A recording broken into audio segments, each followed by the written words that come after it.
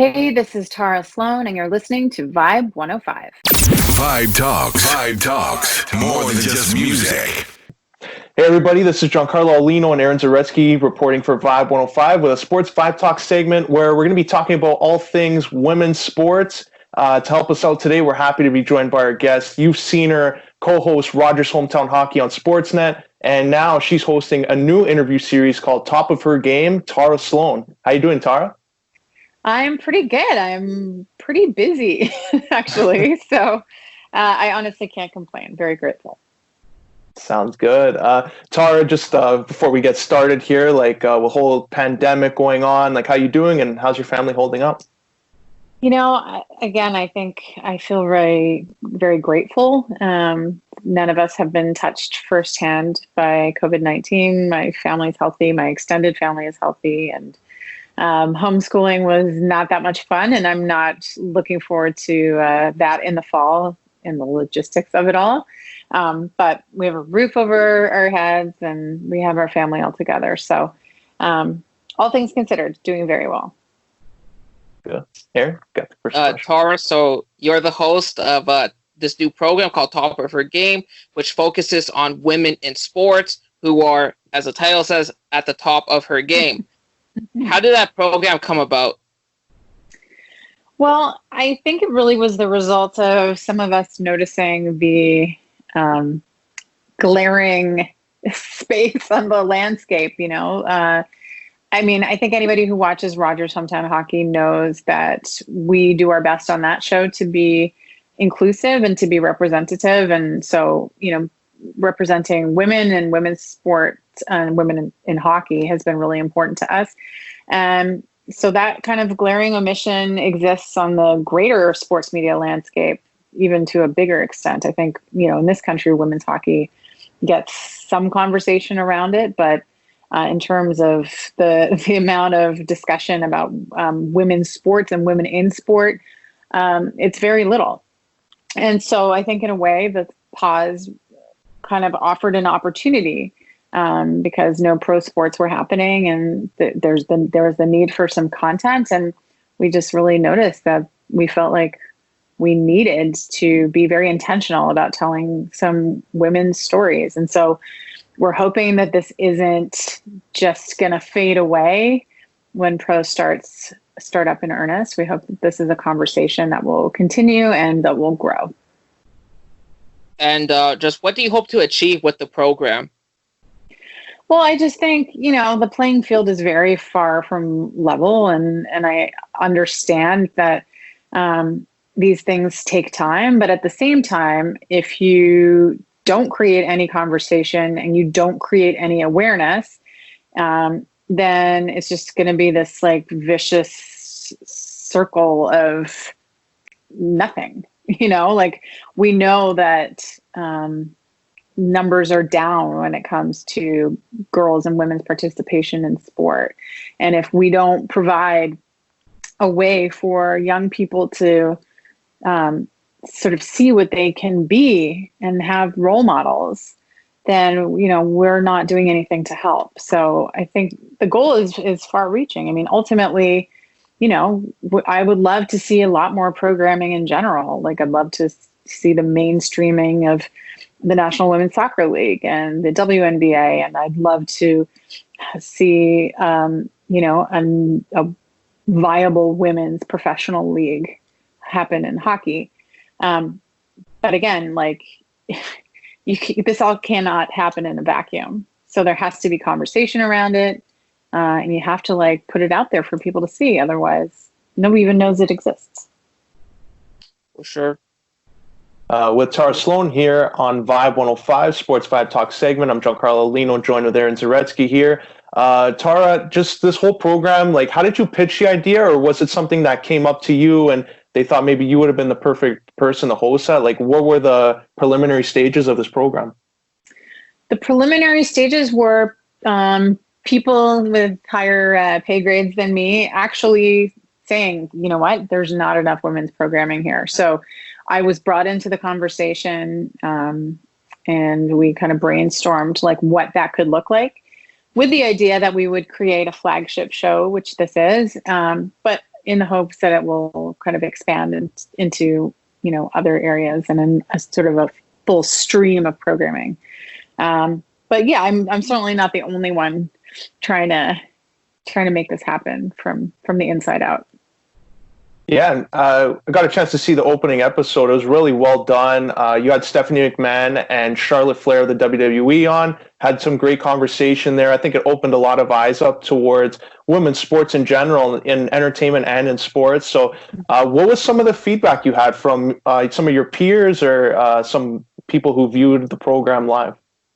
Well, I think even in advance of our initial broadcast, I think people were just really excited that there is something like this on the sports landscape.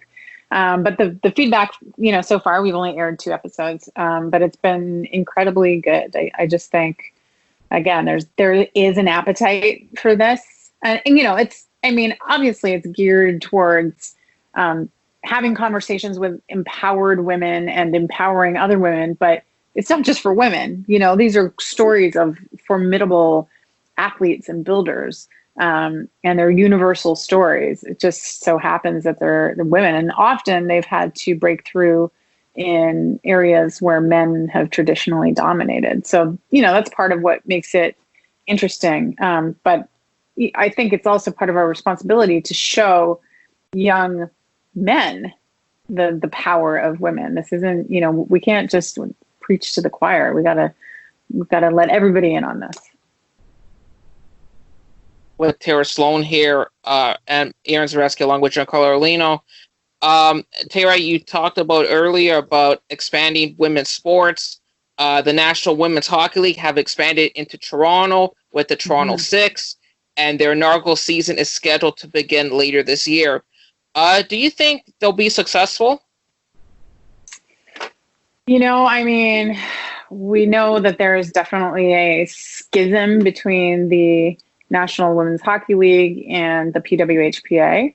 That there is a group of women that see a very different model working, and they don't see the NWHL as a viable league. I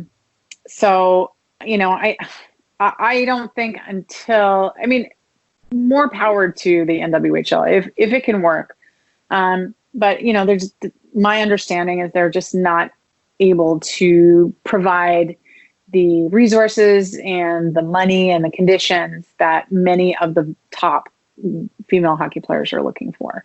So until that happens, I don't think we're going to see a very widespread movement. But I am glad that there's a place for women to play. But we see by the number of women who are on the PWHPA, the number of women who opt not to play in the NWHL, that is not the option that they're looking for. Right. And and it was sad to see because before the NWHL, there was the CWHL here, and it was sad to see that they had a fold after I think it was maybe 1 or 2 seasons because, they were starting to build some momentum, right? And then it's just unfortunate. And, hopefully, National Women's Hockey League, hopefully Toronto Six can get off and running. But with the COVID-19, it says there'd be no fans in the stands. Hopefully they could find their ways around it, but it might not, just might not happen given the economics. But hopefully, because, there needs to be more women's sports for sure. Yeah, well, the CWHL itself had been around for quite some time, but the Toronto Furies team hadn't been around for too long. But again, it was a model that didn't work. So, I think like many other people that the NHL will need to get involved, and we'll see if and how that can happen. But it's a little bit in Gary Bettman's hands. We're here again with Tara Slone, Sports VIBEtalks segment here on Vibe 105. I'm Giancarlo Aulino, joined with Aaron Zaretsky. Tara, you were just bringing up there about the Women's Hockey League and another sport in Canada, especially soccer, where the women have been outperforming the men for the past decade and a half. Myself, I just referee soccer games too here in Vaughan. I even noticed that age group at some of the youth levels, that women, young girls, the skill levels there, the quality's there. So in terms of sports in general, what would it take for maybe some of these big outlets to broadcast the game on a more frequent basis, and instead of just one tournament here or there, like what would it take to be a regular season where it would be a regular thing, just like the men's sports are on main network? I mean, it's a huge question, and I certainly feel better versed in the world of hockey than I do in the world of soccer. I did read, and I can't substantiate this, but I did read that the opening game of the women's soccer tournament that's happening actually outperformed the MLS opening game. So that's interesting. And we know by the World Cup numbers that people are very interested in women's soccer, and the caliber is extremely high. I know, soccer is obviously very fast growing. So again, it's going to take, I think, just organizing a league that can be broadcast, and then, but some of the onus is going to have to be on the league. I'd love to see a National Women's Soccer League team up here. Some of the NLS teams buying in as well. And then also some goodwill on behalf of the broadcasters, like Sportsnet had a deal with the CWHL. And so it's certainly not out of the question moving forward. Yeah, like what you brought up there about like maybe these big leagues, big teams, even forming a women's team. It's common in Europe and maybe in North America. That would be something that they can experiment with. But and just in general, like you've been, I'm sure, to a lot of women's hockey games. What would it take, like maybe a pregame thing, like a tailgate party? Like what would it take for, I guess, for the women's game? Like, do they have to have like more community engagement, you think, to better grow the game and make it where someone knows, okay, I know this is taking place on a Saturday afternoon. I can take my kids I can go with my cousins, or I can go somewhere with it. Like, what would the pregame events have to be in order to get more people in attendance at these games? Well, I mean, I'm certainly no marketing expert, but I think it starts, it's sort of multi-layered. There are a lot of the CWHL teams, they didn't have probably consistent social media people. They probably didn't have consistent PR. They certainly didn't have enough resources to really do proper advertising. And some of the games are always on weekends. I guess that's an advantage.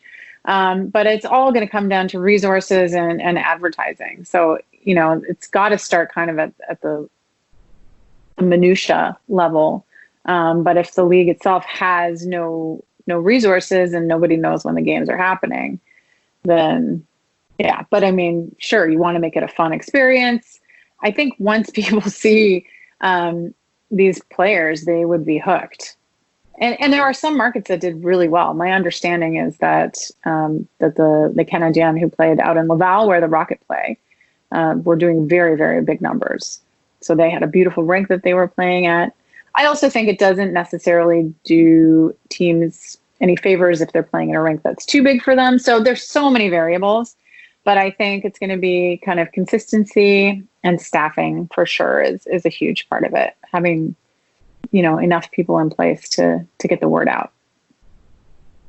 Yeah, and something that I just find interesting is that here in Canada, like, during the Olympics, people here will support the women's national hockey team. But, the same players, when they would play in the CWHL, they wouldn't support them not nearly as much or lose in touch with them. So I just find that interesting. Like, okay, you support the women's hockey during the Olympics, but when they play for local teams within a women's hockey league, not so much.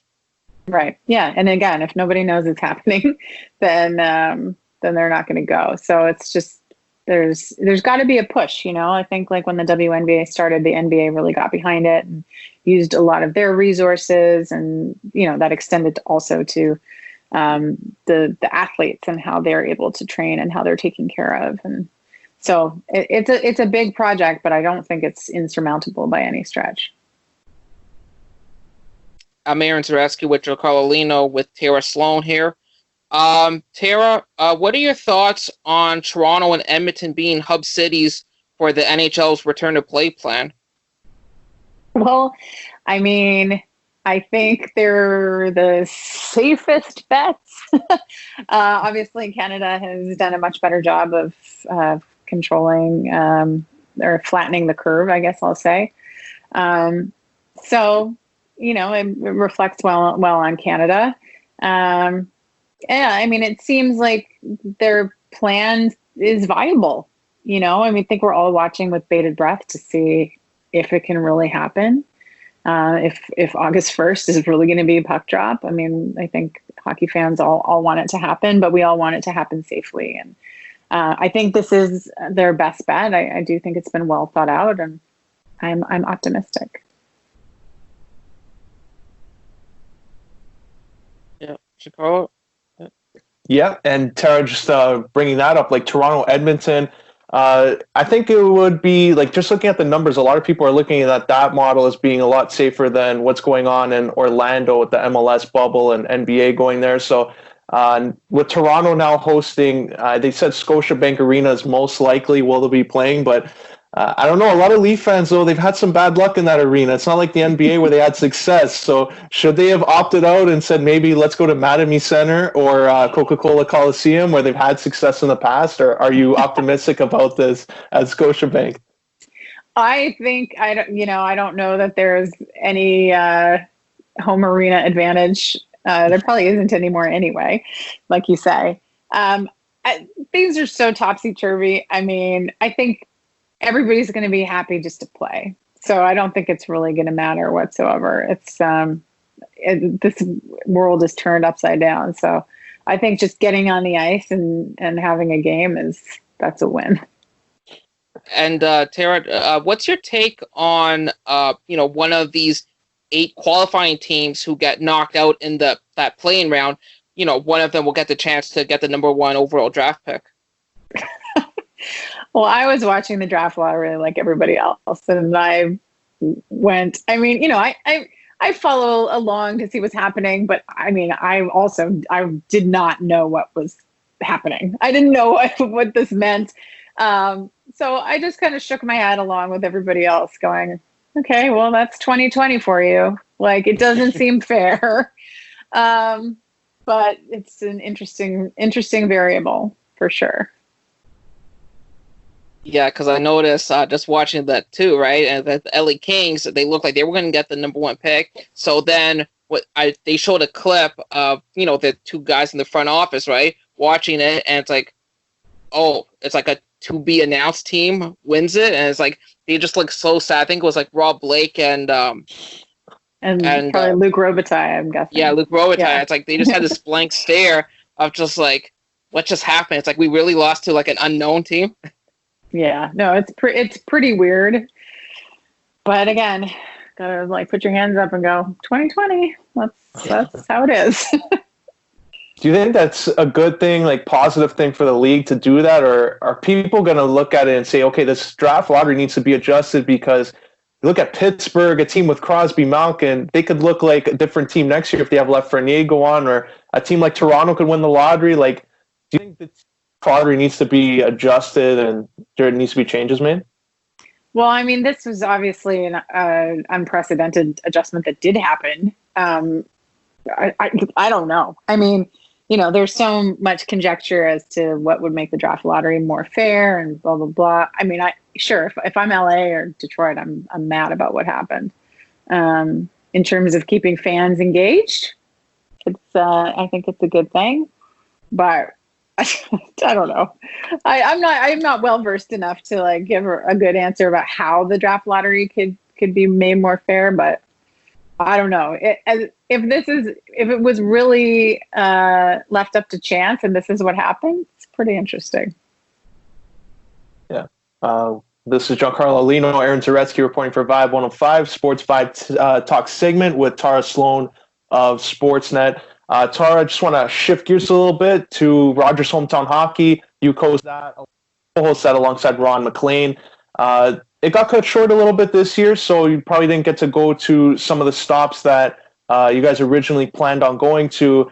Just looking back at the experience, though, what has been a memorable experience like a city that you went to that you learned something about it, or it was just a great experience? And what's maybe one city that you hope to cross off your bucket list and visit with hometown hockey? Well, we did 120 something stops over the last 6 seasons. So we were only cut short by 3 stops, fortunately. But I mean, it's always very hard to single out a place.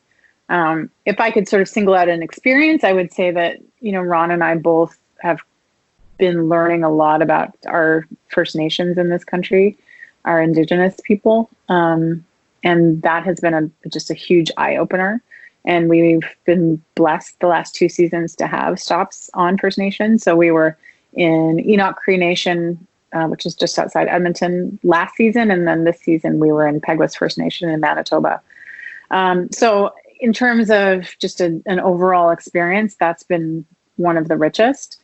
One of the communities we did not get to was Campbell River, the home of Rod Brindamore. And that's on Vancouver Island, which is just always a spectacular place to visit. So, but we didn't make it to North Vancouver either, and it's always sad. And there are lots of places I think we'd like to go, smaller hockey markets.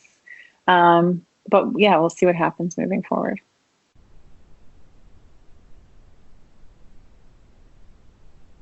Absolutely, Tara. So.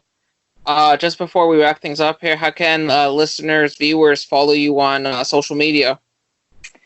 I'm at Tara Slone, and it's TARASLONE on all of the media. Well, I'm not on TikTok, so on Instagram and Twitter is the best way to find me.